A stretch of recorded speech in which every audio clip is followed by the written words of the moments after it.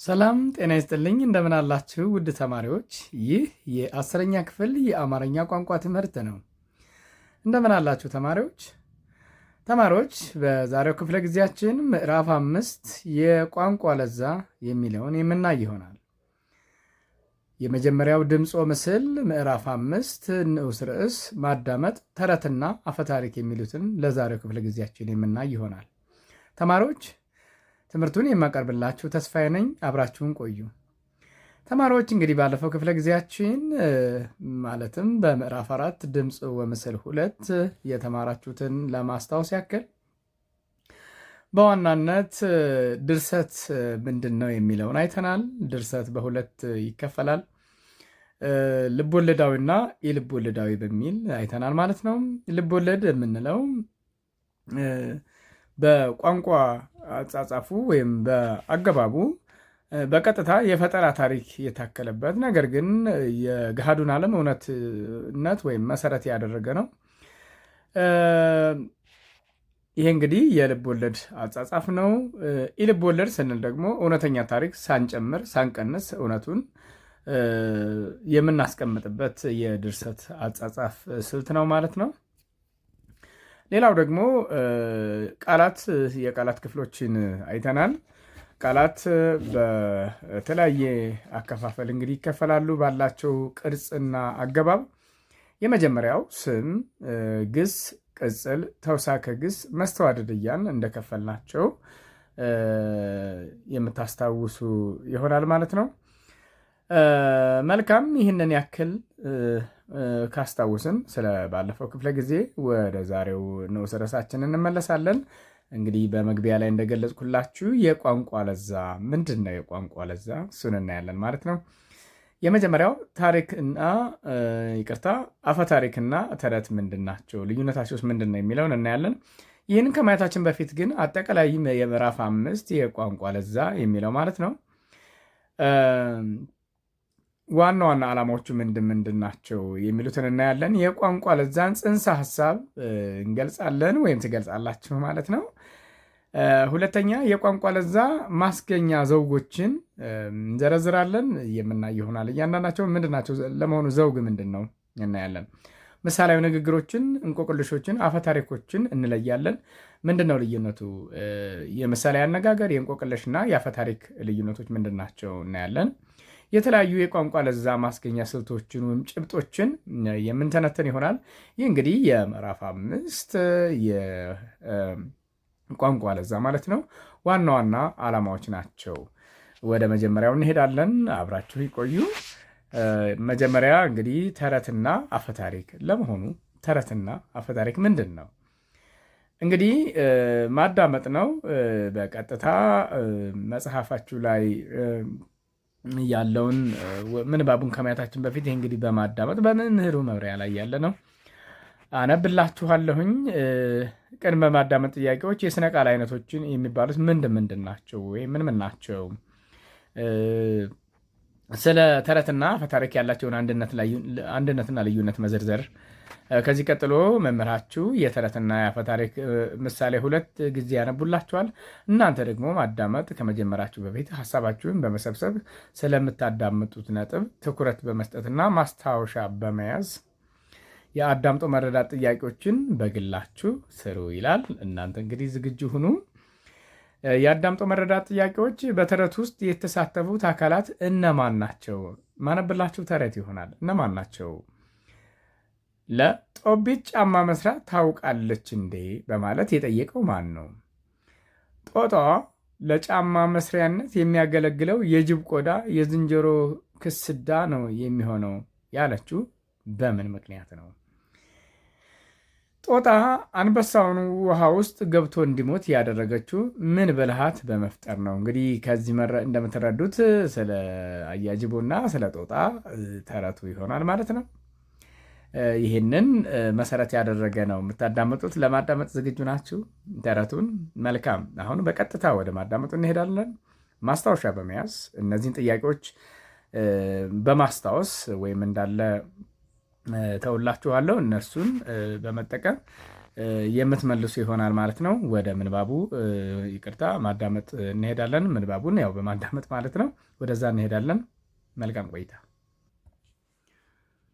ተረት አንድ አንበሳ ነበር ይላል የመጀመሪያ መግቢያው ማለት ነው። አንድ አንበሳ ነበር፣ ከአንበሳው ጋርም ጅብ፣ ዝንጀሮና ጦጣ ሆኖ አሽከርነት ይገባሉ። አሽከር ምንድን ነው?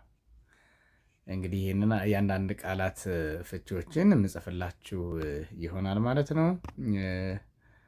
አሽከር አሽከር አሽከር ሆነው ይኖሩ ነበር ይላል። አሽከር ምን ማለት ነው? አገልጋይ ማለት ነው። አገልጋይ አገልጋይ ማለት ነው። አሽከር ማለት በዚህ አገባብ አሽከርነት ይገባሉ። ገብተው ሲቀመጡ ጅብና ዝንጀሮ በእንኮየ ጦጢት ተመቅኝተው ነገር ሲሰሩ አያ አንበሳን እሷ በሌለችበት ጌቶች እንኮየ ጦጢት ጫማ መስራት እያወቀች እርሶ በእግሮ ይሄዳሉ፣ ለምን ጫማ አትሰራለትም ይሉታል። እደግምላችኋለሁኝ በኋላ። እንዴት እንኮየ ጦጢት ጫማ መስራት ታውቃለች እንዴ ይላል። ከዚያ አያ አንበሶ በሉ ካወቀች ጥሯት ይልና ተጠርታ ስትመጣ እንኮየ ጦጢት፣ አቤት ጌታዬ፣ እረ ለመሆኑ ጫማ መስራት እያወቅሽ እኔ በእግሬ ስሄድ ለምንድን ነው ዝም ማለትሽ ብሎ አያ አንበሶ ሲጠይቃት፣ አይ ጌታዬ፣ ማወቅን አውቅ ነበር፣ መስሪያ ቆዳ አይገኝልዎትም ብዬ ነዋ ስትል፣ የምን ቆዳ ነው? የጅብ ቆዳ፣ የዝንጀሮ ክስዳ ነው የሚሆነው ብላ ስትል፣ እሱ ነው የሚሆነው? አዎ፣ ታዲያ እሱ ነው እኔ አያ አንበሶ የተቸገርኩት ይልና ያን ጅብና ዝንጀሮ በይጣይና ግፈፊ ይላትና ስትገፍ ያ ጅብና ዝንጀሮ ሲል ተው ዝም በል የመከርከው ምክር ነው እያለች ጅብንም ዝንጀሮንም ትገፋለች። እሷ ግን ምንም አታውቅ። ከዚያ ያን ቆዳ ተወስድና ባህር ትጨምረዋለች። እየሄደችም ስታይ እንግዲህ የሁለቱንም ቆዳ ባህር ውስጥ ጣላቸው ማለት ነው። እንኮየ ጦጢት አንድ ቀን ጠዋት ፀሐይ ወጥታ በጨረሯ ትኩር ብላ ስታይ ከውሃ ውስጥ ጥለዋን ታየዋለች። ስታይ ከዚያ ስትበር ትሄድና ጌቶች፣ ኧረ ቆዳዬን ወሰደብኝ፣ እንዴት ያለው ሰው ነው የእኔን እያየ የአያ አንበሶን ገንዘብ የሚነካ ብሎ ከዚያ ና ያሳየኝ ብሎ ሲሄድ እንዴት ያለ ሰው ነው ብሎ ሲል፣ ኧረ እንዲያው ቁርጥ ጥርሶን የሚመስል የነከርኩት ቆዳዬን ወሰደብኝ። ከዚያ ተከትለው ሲበሩ ሂደው ባህሩ ጋር ሲደርሱ ጎንበስ ብላ ስታይ አሁንም ጥለዋን ታያለች። ይኸውና ብላ ስትል እሱም ጎንበስ ብሎ ከዚያ በፀሐይ ጨረር ሲያይ ጥላውን ያይና እሱን ይመስለዋል። ከዚያ ባህሩ ውስጥ ይዛለሁ ይልና ዘሎ ድርግም ሲል ባህሩ ውስጥ ገብቶ ሞተ። ከዚያ ጦጣ ጠላቶቿን ሁሉ እንደዚህ ጨርሳ በሰላም ኖረች ይባላል። እንግዲህ ምንድን ነው ከዚህ እንደተረዳችሁት አያ አንበሳ ጦጢትና ዝንጀሮ አንድ ላይ ይኖራሉ። ከዛ በኋላ የዝንጀሮ ክስዳ እንዲሁም የጅብ ቆዳ ነው የሚሆነው ለጫማ መስሪያ ስትለው፣ ምክንያቱም እንደመከሩባት ስለገባት ማለት ነው። ከዛ በኋላ የመከራችሁት ነው ምክር ነው እያለች አያ አንበሳ እንዲገፈፉ አደረገ። ከዛ በኋላ ያለ መንከር ለመስሪያነት እንዳገለግል ውሃ ውስጥ አስቀመጠችው። ከዛ በኋላ እርስዎን የሚመስል ነው ሊወስድብኝ ነው የእርስዎን ነገር እየነካ አለች። ከዛ ሄደች፣ ጥለዋን አየች። እሱም የራሱን ነጸብራቅ ውሃ ውስጥ አየ ማለት ነው። እንዴት ይወስድብኛል ብሎ ያው ሲደነፋ እዛ ውስጥ ገብቶ ሞተ ማለት ነው። ስለዚህ በሂደት መጀመሪያ ጦጣና ይቅርታ ዝንጀሮና ጅብ በመገፈፍ ተገደሉ። ከዛ በኋላ ደግሞ እሱም እዛው አብሮ አንድ ላይ ሆነ ማለት ነው። ይህ እንግዲህ ተረቱ ነው። ቀጣይ ወደ አፈታሪኩ እንሄዳለን ማለት ነው። በጎንደር ክፍለ ሀገር የሰሜን አውራጃ ዋና ከተማ የሆነው ደባርቅ ከመቆርቆሩ በፊት በአካባቢው የነበሩ ነዋሪዎች በተለያዩ ምክንያቶች የተጣሉ ሰዎችን ማስታረቂያ ቦታ ሆኖ ያገለግል ነበር ይባላል። እደግመዋለሁ። በጎንደር ክፍለ ሀገር የሰሜን አውራጃ ዋና ከተማ የሆነው ደባርቅ ከመቆርቆሩ በፊት በአካባቢው የነበሩ ነዋሪዎች በተለያዩ ምክንያቶች የተጣሉ ሰዎችን ማስታረቂያ ቦታ ሆኖ ያገለግል ነበር ይባላል። በተለይም ቦታው የአንዱ መንደር ሰዎች የሌላውን መንደር ሰዎች ለማጥቃት ሴራ የሚያሰሩበት ስለነበረ የአገር ሽማግሌዎች ጠበኞቹን በዚህ ቦታ እየሰበሰቡ ያስታርቁ ነበረ። ከዚህም የተነሳ ቦታውን የደባ እርቅ ብለው ሰየሙት። የደባ እርቅ፣ ደባ ተንኮል፣ ሴራ ማለት ነው አይደለ? እንደምታውቁት ደባ ማለት ደባ ተንኮል፣ ሴራ፣ ጸብ ወይም ጠብ እንግዲህ ዘመናዊ አማርኛው ጸብ ይሆናል፣ መጣላት ማለት ነው። ከዛም የደባ ያው ተንኮሉ፣ ሴራው እርቅ የሚፈጸምበታል ማለት ነው። የደባ እርቅ ብለው ሰየሙት። ከዚያን ጊዜ ጀምሮ ቦታው ደባርቅ አይደል? የደባ እርቅ፣ የደባ እርቅ ከዛ ቀረችና ደባርቅ አይደለ? እዚህ ጋር ደባርቅ ሆኖ ቀረ ይባላል። ዘሪሁን አስፋው 2002 ዓመተ ምህረት ከገጽ 28 እስከ ገጽ 41። ይህ አፈታሪክ ነው። እንግዲህ አዳምጦ መረዳት። ከዚህ ጋር በተረት ውስጥ የተሳተፉት አካላት እነማን ናቸው ይላል። እነማን ናቸው በተረት ውስጥ የተሳተፉት?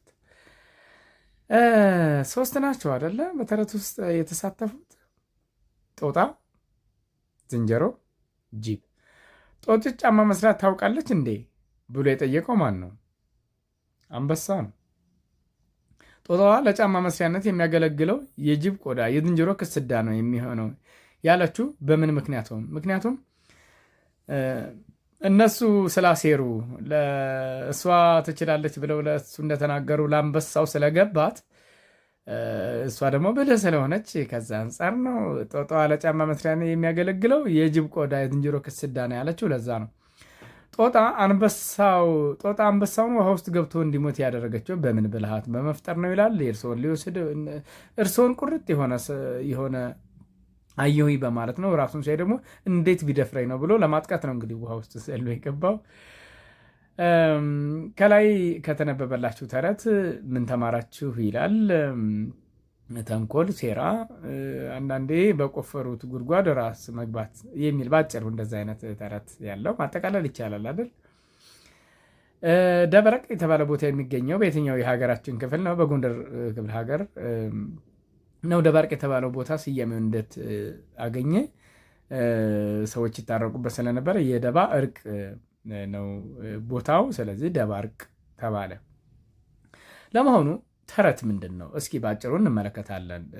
ተረት ምንድን ነው? አፈታሪክ ምንድን ነው? ልዩነታቸውስ ምንድን ነው? እሱን የምናይ ይሆናል ማለት ነው። መልካም። ተረት እንግዲህ የስነ ቃል አይነቶች ናቸው። ይህንን ተረት ከማየታችን በፊት ተረት የስነ ቃል አይነት ነው። የስነ ቃል እንግዲህ ከትውልድ ትውልድ ሲወራረድ የመጣ በማህበረሰቡ ዘንድ ወግን፣ ልማድን፣ ባህልን የምናንጸባርቅበት ነው። የስነ ቃል አይነት ነው ተረት። በተረት እንግዲህ ብዙ ነገሮች እንማርበታለን። ልጅ ሁነን የሚተረትልን ተረት አለ። በሁሉም ማህበረሰብ ውስጥ በየትኛውም ባህል ውስጥ ተረት በጣም ወሳኝ ነው ማለት ነው። ተረት ቅርጽና አቀራረብ በብዙ ባህሎች የተረት ቅርጽና አቀራረብ በብዙ ባህሎች ተመሳሳይ ነው። ተመሳሳይነት ይበዛዋል እና ተረት ሲጀመር ምን ይሆናል? ለምሳሌ መግቢያውን እንመልከት። አብዛኛዎቹ ተረት ሲጀመር ምን ይላል? ሲጀመር በድሮ ጊዜ ከዕለታት አንድ ቀን የማለት ባህሪ ያለው። ሌላው ሲጀመር ምን ተብሎ ነው? አጀማመሩን በቀጥታ እና ተራቹ ተረት። ይሄ ተረት አቅራቢው የሚናገረው ነው። ተረት አቅራቢው የሚናገረው ነው። ከዛ አድማጩ ምን ይላል? የላም በረት። አድማጩ ምን ይላል? የላም በረት በማለት ዝግጁ መሆን። ተረት የላም በረት በማለት ዝግጁነትን ይገልጻል ማለት ነው። አድማጮች በተለይ ህፃናት ናቸው እንግዲህ በብዛት የተረት አድማጮቹ። በእርግጥ ህፃናት ብቻ ናቸው ማለት አይደለም። ስለዚህ ይሄ ለተረቱ ዝግጁ መሆኑን ያመለክታል ማለት ነው። በሁሉም ማህበረሰብ እንደነገርኳቸዋል እና ቀጥሎ እናያለን። ተረት ተረት ተረት ተረት የላም በረት ካልን በኋላ ያው ይቅርታ የምንሰማውን ነገር በደንብ ትኩረት በመስጠት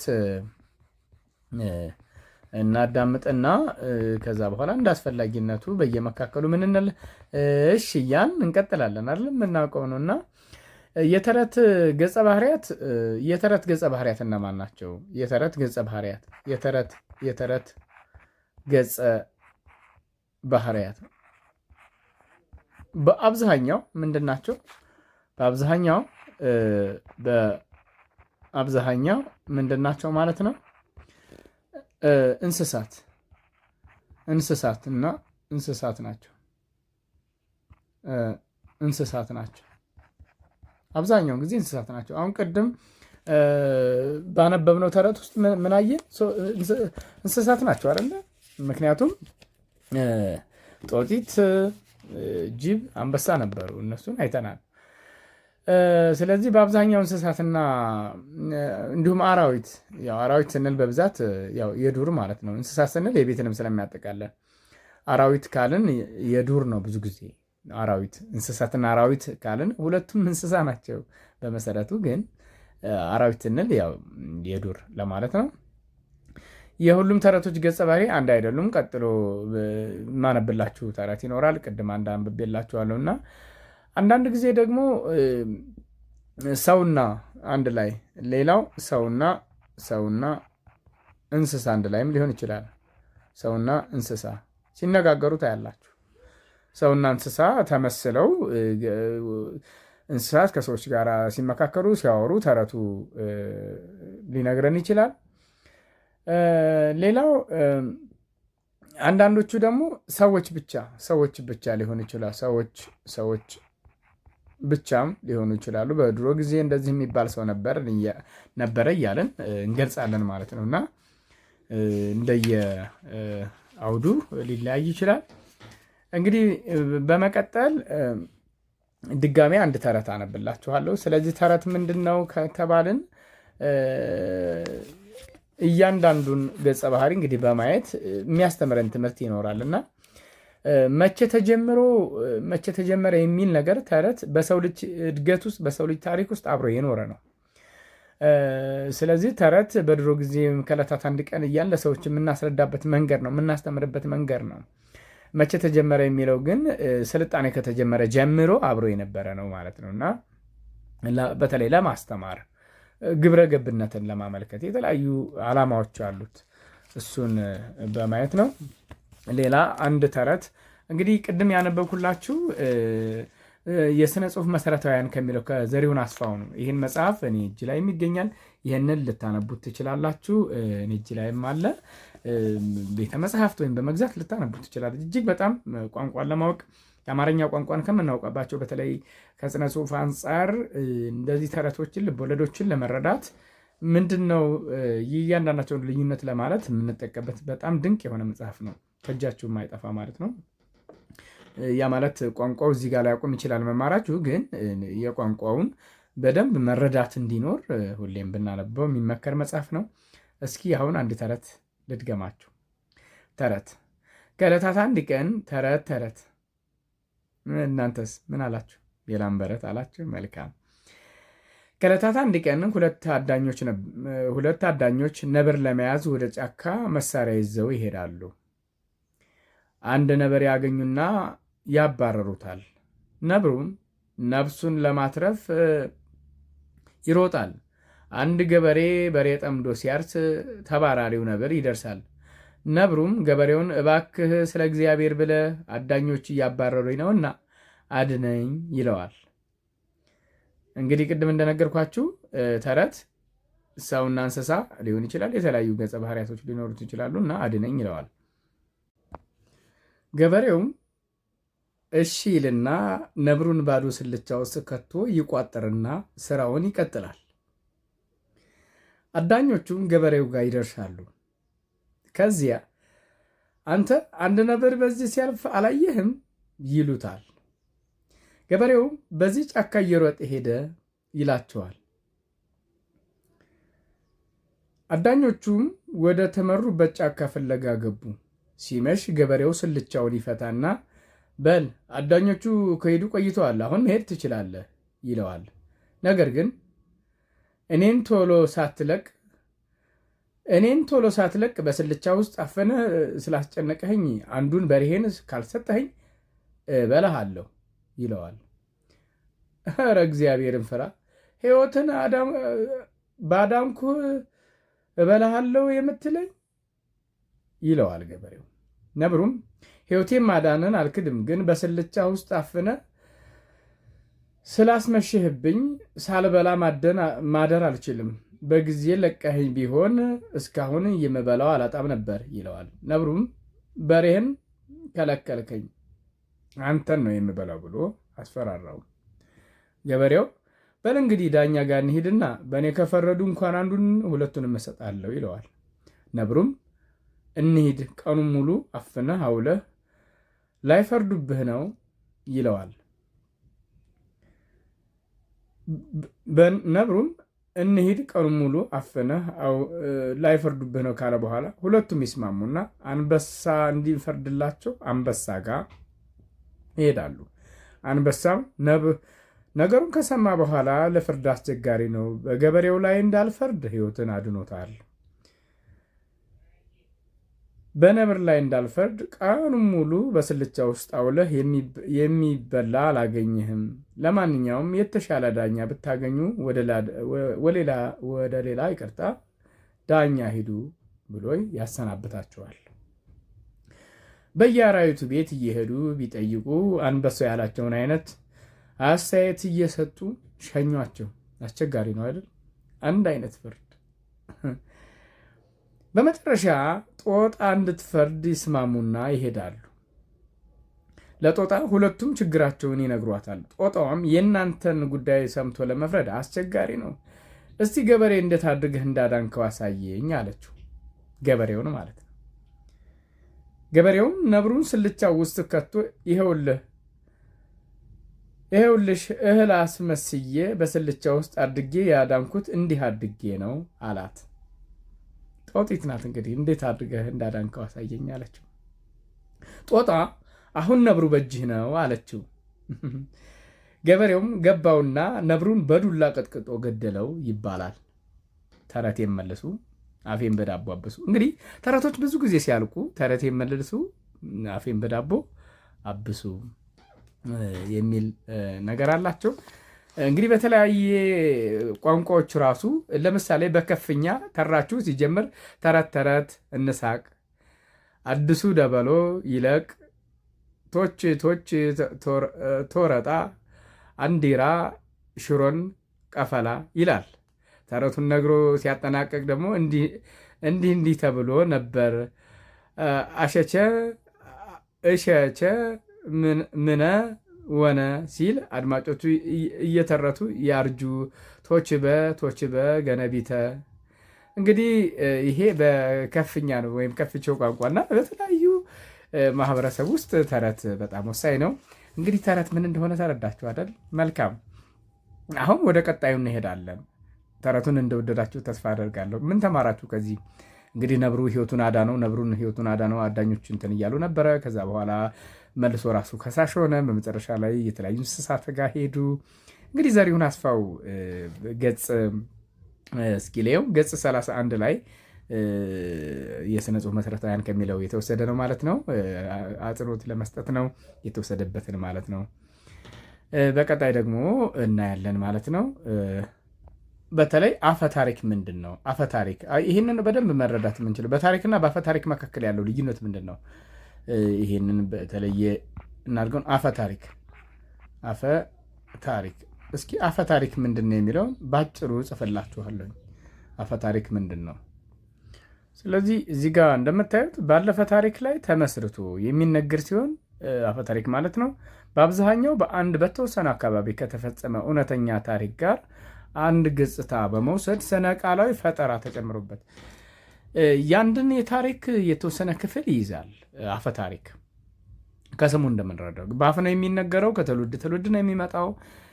ከታሪክ ድርሳናት የተወሰነ ይወስዳል። ግን ምን ይጨመርበታል? ስነ ቃላዊ ፈጠራ ተጨምሮበት የሚነገር ነው። አንድ ነገር እንዴት ሊባል ቻለ፣ እንዴት ሊፈጸም ቻለ የሚሉ ጥያቄዎችን እንመልስበታለን። ለምሳሌ ደባርቅ እንዴት ሊባል ቻለ፣ ለምን ተፈጸመ የሚሉ ነገሮችን ይመልሳል። ደባርቅ እንዴት ተባለ፣ ምንስ ሲፈጸምበት ነበር? ቅድም በመግቢያ ላይ እንዳያችሁት በማዳመጥ ላይ ማለት ነው። እና የደባርቅ አሉት የተለያዩ ሰዎች ይጣሉ ነበረ፣ ዳርቅ ይፈጸም ነበረና የሴራ የተንኮል የጸብ ነገሮች እርቅ የሚያገኙበት ቦታ በመሆኑ ደባርቅ ተባለ። ለምን እንደዛ ተባለ? ምክንያቱ ተነገረ አይደል? በመሆኑም እነዚህ አይነት ነገሮችን ባለፈ ታሪክ ላይ ተመስርተው የሚነገር በአብዛኛው በአንድ በተወሰነ አካባቢ ከተፈጸመ እውነተኛ ታሪክ ጋር አንድ ገጽታ በመውሰድ ስነ ቃላዊ ገጽታ ተጨምሮበት የሚነገር ነው። ለምሳሌ አዲስ አበባ ሪበከንቱ እንዴት ሊፈጸም ቻለ፣ ሪበከንቱ እንዴት ነበር የሚለውን ነገር እንግዲህ መጽሐፋችሁ ላይ በተወሰነ ደረጃ ተገልጿል፣ እናያለን። በተጨማሪ ማለት ነው ደባርቅ ከሚለው አዲስ አበባ ሪበከንቱ የሚባል ሰፈር አለ። በተለምዶ ፒያሳ አካባቢ ያለ ቦታ ነው እና በእርግጥ አሁን ያለው ቦታ ያለው ገጽታ የተለየ ቢሆንም በዛ ዕለት ሪበከንቱ ይባላል። ምክንያቱም ለምን ተባለ፣ እንዴት ተባለ? እነዚህ ነገሮችን እውነተኛ ታሪክ ነው ግን ፈጠራ ይጨመርበታል የተወሰነ ነገር እና ግን የሆነ እውነተኛ አለው እውነተኛ ነገር ይይዛል። እሱ ነው። መልካም እንግዲህ ይህንን ይመስላል ተረትና አፈታሪክ ማለት ነው። ወደ ቀጣዩ እንሂድ። ክፍል 2 መናገር የሚለውን እናያለን። አሁን የቋንቋ ለዛ የሚለውን እያየን ነው። ምሳሌያዊ አነጋገር፣ የተረት የአፈታሪክና አንድነትና ልዩነት በቡድን እየተወያያችሁ ለክፍል ጓደኞቻቸው አስረዱ ይላል። ምነው ልዩነታቸው? በቀጥታ እናያለን። እዚህ ጋር ተረት በእንስሳትና በተፈጥሮ ቅድም መግቢያ ላይ እንደገለጽኩት እዚህ ጋር ስክሪኑ ላይ እንደምታዩት ተረት እዚህ ጋር ተረት ምንድን ነው? እዚህ ጋር በእንስሳትና በተፈጥሮ ገጽታዎች እንዲሁም በአብዛኛዎቹ ከእውነት ዓለም ሰዎች ለየት ያለ መልክ ባህሪና ችሎታ በተሰጣቸው የምናብ ዓለም ይበዛሉ። ተረት ላይ ሰዎች ለየት ያለ መልክ ባህሪና ችሎታ የምናብ ዓለም ሰዎች አማካኝነት የሰዎችን ሰናይና እኩይ ባህሪያት ሰናይ ወይም መልካም ምግባራት የሚያከናውኑ ሰዎች ሰናይ የሆነው ወይም መልካም የሆነው ነገር ወይም እኩይ መጥፎ ባህሪ ያላቸውን የሚገልጽ ነው። ተረት የማህበረሰቡ ወግ፣ ልማድ፣ አጠቃላይ ማንነት፣ አመለካከት ሊያስተላልፍ ይችላል። ስለዚህ ተረት እዚህ ጋር በተረታችን ውስጥ ምንድን ነው የማህበረሰቡን ወግና ልማድ የምናዳብርበት የምንገልጽበት ነው። አፈታሪክ አሁን እንደገለጽኩላችሁ ነው። አፈታሪክ ታሪክ ላይ ተመስርቶ የሚነገር በአብዛኛው በአንድ በተወሰነ ከተፈጸመ አሁን የነገርኳችሁ ነው ማለት ነው። የአፈ ታሪክ ዓላማ በታሪክ የተፈጸመ አንድን ድርጊት እንዴት ሊፈጸም ቻለ፣ ለምን ተፈጸመ የሚሉትን ነው። እንግዲህ ዘሪሁን አስፋው ላይ ነው የተገለጸው። እዚህ ጋር ማየት ትችላላችሁ። ይሄ ማለት ነው ከገጽ 28 እስከ 41 ባለው ነው መጽሐፉ ላይ። አጋጣሚ ሆኖ ያው እጄ ላይ እያየሁት ነው ምነግራችሁ። ቀጣይ እንቆቅልሽ ነው። ተረት አፈታሪክና እንቆቅልሽ ነው እና እንቆቅልሽ ምንድን ነው የሚለውን እናያለን። እንቆቅልሽ ምንድን ነው? እንቆቅልሽ በጠያቂና በተጠያቂ መካከል የሚደረግ የልጆች አእምሮ በማስላት አካባቢያቸውን እንዲያውቁ ለማድረግ የአስተሳሰባቸውን አድማስ ለማስፋት የሚደረግ ነው እና የሰውን የእንስሳትና የተፈጥሮ ልዩ ባህሪ ቅርጽ እንዲገነዘቡ ለማድረግ የሚረዳ የውድድር መንፈስ የሚታይበት ጥያቄና መልስ ነው። ባጭሩ እስኪ ይህንን ላጥፋውና እንደያዛችሁ ይህንን ማስታወሻ እንደያዛችሁ በማመን ምንድን ነው የሚለውን እናያለን። እንቆቅልሽ። ስለዚህ እንቆቅልሽ ምንድነው? ጥያቄና መልስ እንቆቅልሽ ብለን ነው አይደል የምንጀምረው? ታውቁታላችሁ ይሄንን። ስለዚህ እንቆቅልሽ እንቆቅልሽ እንቆቅልሽ እንቆቅልሽ። ስለዚህ እንቆቅልሽ ጠያቂና ተጠያቂ አለው። እዚህ ጋር እንደምታዩት ጠያቂና ተጠያቂ ሁለቱ ጠያቂና ተጠያቂ አለው። ጠያቂው ምን ይላል? እንቆቅልሽ ይላል። ይሄኛው ደግሞ ምን አውቅልሽ ይላል። አድማጩ ማለት ነው። የልጆችን አእምሮ ማስላት ነው፣ ማሰብ፣ አካባቢያቸውን እንዲያውቁ ለማድረግ ያስተሳሰባቸውን አድማስ ማስፋት፣ የሰውን የእንስሳትን የተፈጥሮ ልዩ ልዩ ባህሪና ቅርጽ ያንን ቅርጽ እንዲገነዘቡ ማድረግ ነው ዋና ዓላማው። ስለዚህ እንቆቅልሽ ነው። ጥያቄና መልስ ነው ባጭሩ። ጥያቄና መልስ ነው ያለው። ልዩ የተፈጥሮ ባህሪያትን ማስገንዘብ ነው።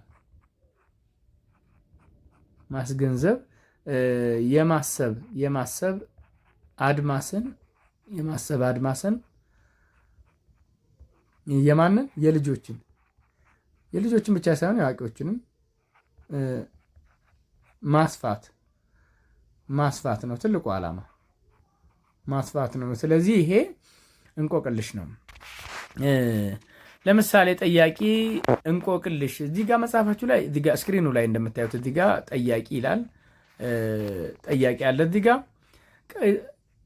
ጠያቂ ነው፣ ግን እንቆቅልሽ አይልም። ያው ትንሽ ገለጻ ይጎለዋል። እንቆቅልሽ ምን አውቅልሽ በማለት ነው። አሁን እናንተ ጠያቂ ከሆናችሁ ምን ትላላችሁ? እንቆቅልሽ ምን አውቅልሽ። ከዛ ጠያቂ ምን ያለ? ቀይ ዘንዶ ዋሻ ውስጥ ተጋድሞ። ቀይ ዘንዶ ዋሻ ውስጥ ተጋድሞ ምንድነው መልሱ ወይም ምላሹ ማለት ነው? ምላስ ቀይ ነው አይደል? ምላስ እንግዲህ አፍን እንደ ዋሻ መቁጠር። አያችሁ፣ የማሰብ አድማስን በዛ መመሰል፣ በዋሻ መመሰል የተፈጥሮ ሁነቶችን ተፈጥሮ ነው እንግዲህ አፋችን ውስጥ ወይም በዋሻ መሰለ ነው። ቀይ ነው፣ ተጋድሞ ይታያል፣ እውነት ነው። እና ከዛ አንጻር እንቆቅልሹ ይመለሳል ማለት ነው። መልካም እንግዲህ አሁን ቀይ ዘንዶ ዋሻ ውስጥ ተጋድሞ የሚለው በቀላሉ ነው፣ ግን እንደው ትንሽ ለማብራራት ያክል እንቆቅልሽ በማህበረሰቡ ዘንድ ትልቅ ቦታ አላቸው። በተለይ ደግሞ በክፍለ ሀገር ወይም ደግሞ ከእርሻ ብዙ ጊዜ ያው እንግዲህ ስነ ቃሎች በብዛት በከተማ ያን ያክል የሚከናወኑ አይደሉም። በገጠሪቱ እንግዲህ ኢትዮጵያ ውስጥ 80% የሚሆነው የሀገሪቱ በገጠር ውስጥ ነው እና የሚኖረው በገጠሪቱ የሀገሪቱ ክፍል በማንኛውም ማህበረሰብ ውስጥ ማለት ነው። እነዚህ በተለይ ማታ ማታ ላይ ይዘወተራሉ። ከስራ ተመልሶ ደክሞት አረፍ ሲል እንቆቅልሽ በጨዋታ እንደው የብሽሽቅም አይነት ነገር የምር ሳይሆን አለ አይደለ፣ ትንሽ በአገር ስጠኝ አላውቅም እንደ አይነት ነገሮች ይኖሩታል። እና ለምሳሌ በአብዛኛው ጊዜ ከስራ መልስ ማታ ነው ብለናል። አሁን ጠያቂ ምን ይላል? እንቆቅል ተጠያቂ ምን አውቅል። እንዲህ ከተባባሉ በኋላ ጥያቄውን ይናገራል። ተጠያቂው መልሱን ለማግኘት የመሰለውን ይናገራል። መልሱን ካላገኘ መልሱን በቶሎ እንዲሰጠው ጠያቂው ያጣድፈዋል። መልሱን በቶሎ መስጠት አለበት። ካልሆነ አገር ስጠኝ ለማለት ያው ስድብ አይነት ነገርም ይኖረዋል። ስድብ ያው ጸያፍ የሆኑ ሳይሆን መልካም የሆነ መሸብህ፣ እንቆቅልሼ ጠነዛብህ። መልሱን ካልመለሰለት መልሱ ሳይመለስ ሲቀር ለምሳሌ እዚህ ጋር የጠቀስኩላችሁ ቀይ ዘንዶ ዋሻ ውስጥ ተጋድሞ የሚለው ቶሎ ካልመለሰ ምን ነበረ እያለ ይቀጥላል። ከዛ ጠያቂ ምን ይላል? መሸብህ። እዚህ ጋር ልጻፍላችሁና ዘሪሁን አስፋው ላይ ያለላችሁ መሸብህ። እውነት ነው፣ ማታ ነው ብዙ ጊዜ መሸብህ። እንቆቅልሼ ጠነዛብህ። ጠነዛ ቆየ ማለት ነው። በቃ ቶሎ አልመለሰውም። እንቆቅልሼ ምን ይሆናል? ጠነዛብህ ጠነዛብህ፣ ዋለብህ፣ አደረብህ፣ ዋለብህ፣ ዋለብህ፣ አደረብህ። መዘግየቱን ለመግለጽ ነው እንግዲህ አደረብህ ይለዋል።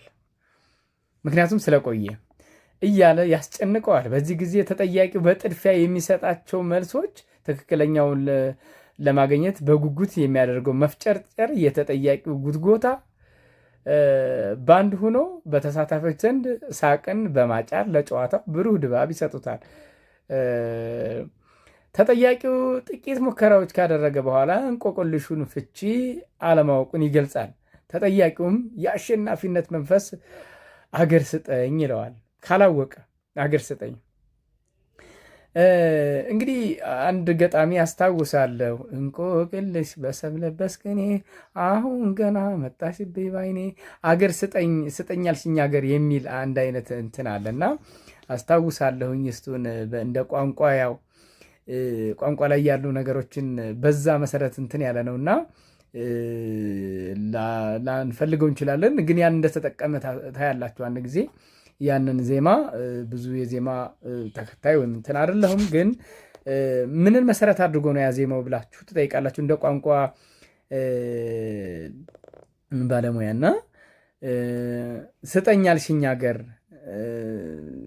ስለዚህ አሁን ገና መጣሽብኝ ባይኔ ይላል። እንደ ሀገር ሲወሰድ ነው ታዲያ እንደ ትልቅ እንጂ ይሄኛው ሀገር ሲባል በአንድ አካባቢ ለምሳሌ ምን አዲስ አበባን ደብረ ብርሃን ልንል እንችላለን፣ ጅማ ልንል እንችላለን፣ ባህር ዳር እንላለን። አገር ስጠኝ ሲላችሁ እና የአሸናፊነት መንፈስ አገር ስጠኝ ይለዋል። ድች ጋ ጽፍላችኋለሁ እና አገር ስጠኝ መልሱን ካላወቀው እዚህ ጋ ላጥፋውና ይህንን በደንብ ይዩት። መሸብህ፣ እንቆቅልሼ ጠነዛብህ፣ ዋለብህ፣ አደረብህ ይለዋል። እንደዛ ሲለው በፍጥነት ይፍጨረጨራል። ለምሳሌ ቀይ ዘንዶ ሲለው የተለያየ ነገር ሊመልስ ይችላል እና መጨረሻ ላይ የማይችል ሰው ተጠያቂው ምን ይላል? ተጠያቂ ምን ይላል? አገር ስጠኝ። አላውቅም ይላል። አላውቀውም ይላል። አላውቀውም የሚል ምላሽ። ጠያቂ ምን ይላል? ጠያቂ አገር ስጠኝ፣ አገር ስጠኝ ይለዋል። ከዛ በኋላ ተጠያቂውም በአካባቢ የሚገኙ በማህበረሰብ የታወቀ አገር ይጠራለታል። ጠያቂው አገሩን ካልፈለገው አለመፈለግ ይችላል። በጨዋታው ሕግ ሌላ ሀገር እንዲሰጠው ይጠይቃል። ተጠያቂው ሌላ ሀገር የመስጠት ግዴታ አለበት። ጠያቂው የተባለውን ሀገር በመጥቀስ እየተኩራራ ከዚያ ተቀምጬ ምን አጥቼ ነጭ ነጩን ለራሴ ጥቁሩ ጥቁሩን ለፈረሴ እያለ የበላይነቱን ያረጋግጣል። በዚያ ተቀምጬ ምን አጥቼ ሁሉ በጄ ሁሉ በደጄም ይባላል እንደ ሁኔታውና በዚያ ተቀምጬ ምን አጥቼ ሁሉ በእጄ ሁሉ በደጄ እንላለን። አንዳንድ ጊዜ ነጭ ነጩን ለራሴ ጥቁሩ ጥቁሩን ለፈረሴ እያለ የበላይነቱን ያረጋግጣል። ቆይቶም እንዳልሰድብህ ወንድሜ ነህ። አያችሁት? ለዛ አለው ጨዋታው። እንዳልሰድብህ ወንድሜ ነህ፣ እንዳልተውህ ጠላቴ ነህ በማለት በተጠያቂው ላይ የስድብ ቃላት ያወርዳል። ስድቡ እንደ እንቆቅልሹ በአካባቢው ላይ የተመሰረተ ነው። ከዚህ በኋላ ጠያቂው የእንቆቅልሹን ፍቺ ይነግረዋል። ተጠያቂውም መልሱን ካወቀ በተራው ጠያቂ ይሆናል። የበፊቱን ጠያቂ እንቆቅልሽ ይቀርብለታል። በዚህ አይነት ጨዋታው በየተራ ይቀጥላል ማለት ነው። እንቆቅልሽ ጨዋታም በየአካባቢው በብዙ ገጽታው ተመሳሳይ ቢሆንም ጥቂት ልዩነቶች ይታያል። ለምሳሌ በአማርኛ ጠያቂው አገር ስጠኝ ሲል በትግርኛ ምሳ ወይም እራት አብላኝ ይላል። በአማርኛው አገር ስጠኝ፣ በትግርኛ ደግሞ ምሳ ወይም እራት አብላኝ፣ በኦሮምኛ ደግሞ ገበያ ስጠኝ ወይም አጠጣኝ። አያችሁት? እንደ በኦሮምኛ በትግርኛ ይለያያል። አጠጣኝ ቅቤ ሊል ይችላል። ሁኔታውን ይበልጥ ለመገንዘብ የሶስቱን ያጨዋወት ሂደት በአንዳንድ ምሳሌ እንመልከት ይላል። የአማርኛውን ብቻ እናያለን። ጠያቂ ለምሳሌ በአማርኛ እንቆቅልህ ይላል። ምን አውቅልህ። እዚህ ጋር ጠያቂ እንቆቅልህ፣ ተጠያቂ ምን አውቅልህ፣ የጅብ እንትን ላሙቅልህ ይላል። ያው ጸያፍ ስለሆነ ቃል በቃል ላልነግራችሁ እችላለሁ። ጠያቂ ምን ይላል? እንቆቅልህ ይላል። ተጠያቂ ምን አውቅልህ፣ የጅብ እንትን ላሙቅልህ። ጠያቂ በወይራ ዱላ ልጠቅልህ በወይራ ዱላ አስባችሁታል? በዱላ ጠያቂ ምን ያለ በወይራ ዱላ ልጠቅልህ። ተጠያቂ ትጫወት እንደሆነ ተጫወት፣ ምን ትቀልዳለህ ይላል። ጠያቂ እሺ እንጫወት። እንቆቅልህ ተጠያቂ ምን አውቅልህ። መግቢያ አለው ላይ የገለጽኩት መግቢያ ነው። ጠያቂ ምን አውቅልህ ካለ በኋላ ይቅርታ፣ ተጠያቂ ሲጮህ እንዳንበሳ ሲተኛ እንደ ሬሳ። ሲጮህ እዚች ጋር ልጻፋት። ሲጮህ እንደ አንበሳ ሲተኛ እንደ ሬሳ።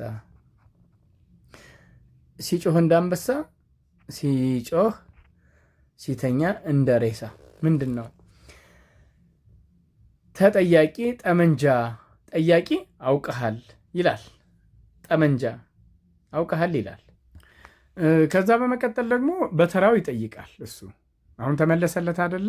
ቅድም እንደነገርኳችሁ ምን አጥቼ ሁሉ በደጄ እያለ አገር ስጠኝ እንትና ሁኜ ይሄና ከሰጠው በኋላ በተራው ደግሞ አሁን አወቀው አይደለም? ይሄኛው ጠያቂ ይሆናል። ስለዚህ ይሄ እንቆቅልሽ ነው። እንግዲህ ዘና እንዳላችሁ ተስፋ አረጋለሁ። ስለዚህ ሲጮህ እንዳንበሳ ሲተኛ እንደሬሳ ጠመንጃ ነው ማለት ነው ባጭሩ። ቀጥሎ ምሳሌያዊ አነጋገር ነው። ምሳሌያዊ አነጋገር ቀጣይ እናየዋለን። ምሳሌያዊ አነጋገር ቁጥብ ነው በራሱ ምሳሌያዊ አነጋገር። እስኪ ትንሽ ለመግለጽ ያክል ሌላው ወግን፣ ባህል፣ ልማድን የሚገለጽበት ምሳሌያዊ አነጋገር ምሳሌያዊ አነጋገር እንግዲህ ምሳሌያዊ አነጋገር በአንድ ማህበረሰብ ውስጥ ብዙ ነገር ስትሉ በተለይ ዝሩ የሆኑ ነገሮችን ከመናገር ይልቅ በአንድ ምሳሌ አነጋገር ግጥም አድርገን ማስረዳት እንችላለን። ስለዚህ ምሳሌ አነጋገር ምንድን ነው? ልማዳዊ ስምምነት መሰረት ያደረገ ነው። ስለዚህ በምርጥ ቃላት በአጭር የሚነገር ነው። በምርጥ ቃላት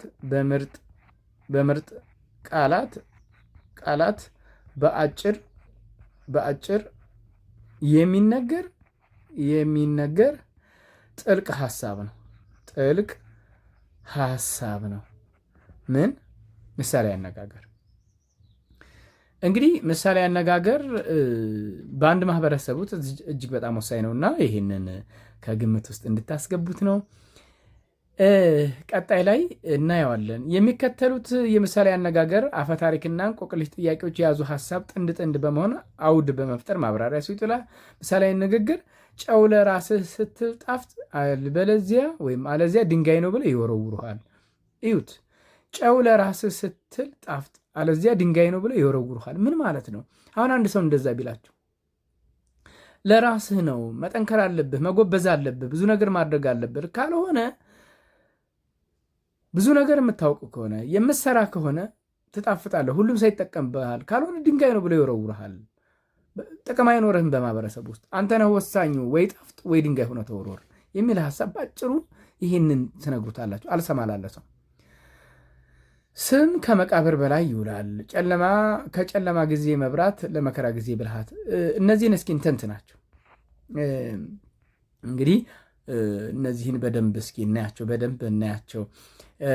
የመጀመሪያው ምሳሌ አነጋገር እንግዲህ ምን ይሆናል? ይህንን ማስታወሻ እንደያዛቸው በማመን ነው እያጠፋው ያለሁት። በ3 ወይም በ4 ከፍለን ልናያቸው እንችላለን። ምሳሌ አነጋገር የመጀመሪያው አረጋጋጭ እንለዋለን። አረጋጋጭ ያረጋግጥልናል። ለምሳሌ እዚህ ጋር መጽሐፋችሁ ላይ ይችን የዋትና እስክሪኑ ላይ ያለችዋን ስም ከመቃብር በላይ ይውላል። ለምሳሌ ይሄ ያረጋግጥልናል። እውነታ ነው አይደለ? እውነታ የሆነ ነገር እውነታ ነው። እውነታ ስም ከመቃብር በላይ ከመቃብር በላይ ስማችን ከመቃብር በላይ ይውላል አይደል? አካላችን ወደ መሬት ሲገባ። ሌላው የምሳሌ አነጋገር አይነት እንግዲህ አበላላጭ ነው። አበላላጭ የምንለው ነው። አበላላጭ አበላላጭ የምንለው ነው። ለመሆኑ አበላላጭ ምንድን ነው? ምን እንላለን? ለጨለማ ጊዜ መብራት፣ ለመከራ ጊዜ ብልሃት። ይሄ አወዳዳሪ ነው፣ በኋላ እናየዋለን። አበላላጭ የምንለው ከመሞት መሰንበት። ለምሳሌ ከመሞት መሰንበት ማን ይበልጣል? ከመሞትና ከመሰንበት። እውነት ነው አይደለ? ከመሞት መሰንበት ከመሞት መሰንበት ይሻላል። ምክንያቱም ሁለቱም አስቸጋሪ ነገሮች ናቸው፣ ግን ከመሞት መሰንበቱ የተሻለ ነው። እናወዳድረዋለን። ማለት ማብለጥ ነው። መሰንበት ነው የሚበልጥብን ወይስ መሞት ነው የሚበልጠው? መሰንበት ይበልጣል። ማበላለጥ ነው። ስለዚህ ከሮጠ ያዘገመ። ለምሳሌ ሌላ ከሮጠ ያዘገመ። ምክንያቱም ብዙ ድካም የለውም፣ ብዙ ነገር ሊያስተውል ይችላል በዛ ውስጥ እና ሌላው ማወዳደር ነው። አወዳዳሪ የምንላቸው አሉ። እስኪ እንመልከት።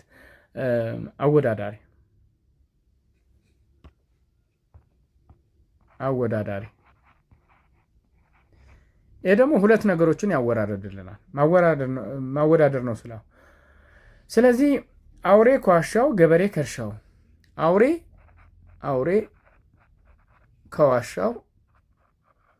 ከዋሻው፣ ገበሬ ከየት ነው የሚወጣው? ገበሬ ከእርሻው። አሁን ማወዳደር ነው። ሁለቱን የተለያዩ ነገሮች ናቸው፣ ይወዳደራሉ ማለት ነው። ማወዳደር ነው ስራው። ሁለተኛ በቃሉ ሐሰተኛ በቃሉ ስደተኛ በቅሉ። በግ ከበረረም ወይ ካመረረ፣ ለተራበ ቂጣ ለተጠማ ዋንጫ፣ ወርቅ ላንጣሪ በቅሎ ላስጋሪ። እንዲህ እያለን ያው ምሳሌ ነው የማነብላችሁ።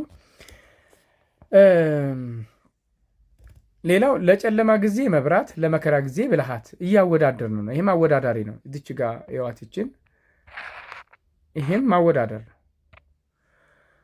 ማወዳደር ነው። እንቀጥል። ሶስተኛው የምሳሌያዊ አነጋገር አይነት እንደው በጥልቀት ለማየት ያክል ነው። ምንድን ነው?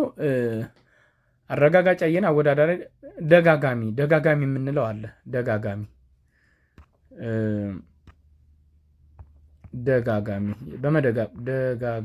የምንለው አለ። ይሄ ምሳሌ አነጋገር ያው መክፈል ነው። ሁሉ ምሳሌ ምከረው ባይሰማህ ንከረው። ለእባብ እግር የለው ለባዳ ውል የለውም። ምከረው። አያችሁ፣ ደጋጋሚ ነው።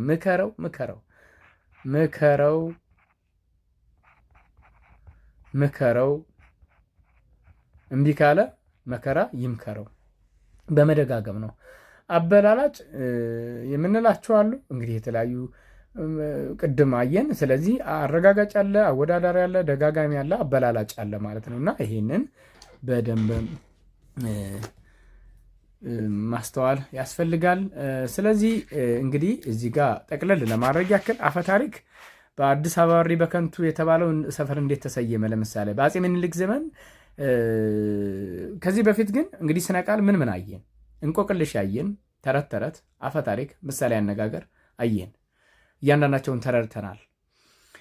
በአዲስ አበባ እሪ በከንቱ የተባለው ሰፈር እንዴት ተሰየመ? በአፄ ምኒልክ ዘመን የአራዳ ዘበኞች የአራዳን ያሁኑ ፒያሳ አካባቢ ብቻ ይጠብቁ በነበረበት ወቅት ይህ ሰፈር ጫካና በርከት ያሉ ጭፈራ ቤቶች ይኖሩበት ነበር። እኚህ ብቻ ሳይሆኑ መሸት ሲል የዘረፋ ተግባር የሚያካሂዱ ማጅራት መቾች በጫካ ውስጥ ይገኙበት ነበር። ታዲያ አንድ ወንድ አንዷ ቤት ገብቶ ረብሻ ቢያስነሳ አንዷ ዱላዋን ሌላኛዋ ዘነዘናዋን የያዙትን ይዘው ይደበድቡታል። በተጨማሪም ማጅራት መቺዎችም አላፊ አግዳሚውን እየያዙ የአካል ጉዳት አድርሰው ገንዘብ ያለው ገንዘቡን፣ የሌለው ልብሱን፣ ጫማውን ይዘርፉታል። ተጠያቂው ክፍል ቢጮህ አንድም ሰው ዝር አይልም። ዝር ለማለት የሚቃጣው የአራዳ ዘበኛ ቢኖር በዚያው ይቀራል። በዚህ የተነሳ አካባቢው እሪ በከንቱ የሚል ስያሜ ያገኘ። አያችሁት? እንግዲህ አፈ ታሪክ ነው። ቅድም እንደነገርኳችሁ እንቆቅልሽ። እኔ ቢጠሩኝ አንቺ ምን አመጣሽ፣ ሞቶ አይቀበር ወድቆ አይሰበር አባቴ የሰጠኝ ወንበር ባለ ግማሽ እምነት ባላደራ ግማሹን አኑሮ ግማሹን የበላ። እንግዲህ እንቆቅልሾች ናቸው እነዚህ።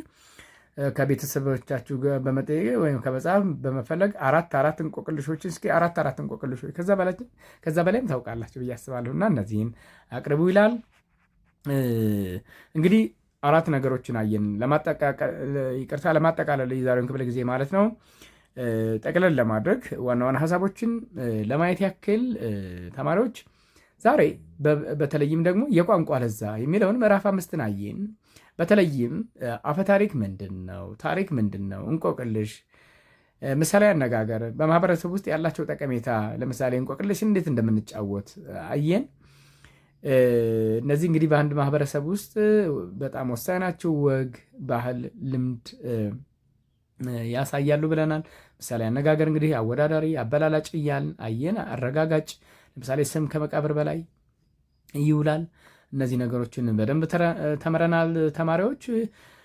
በመሆኑም የምዕራፍ 5 የመጀመሪያው ድምፅ ወምስል ወይም በእንግሊዝኛው ቪዲዮ 1 ይህንን ይመስል ነበር። ተማሪዎች በሚቀጥለው ክፍለ ጊዜ የቋንቋ ለዛ ማስገኛዎችን የምንማማር ይሆናል፣ በድምፅ ወምስል 2 ማለት ነው። እስከዚያው ድረስ በሰላም ቆዩ። የተለያዩ ተረቶችን፣ ምሳሌያዊ ወይም ስነ ቃሎችን እያነበባችሁ እየጠየቃችሁ በደንብ እንድትረዱ ከወዲሁ ግብዣዬ ነው። በሰላም ቆዩ። ደህና ሁኑ ተማሪዎች።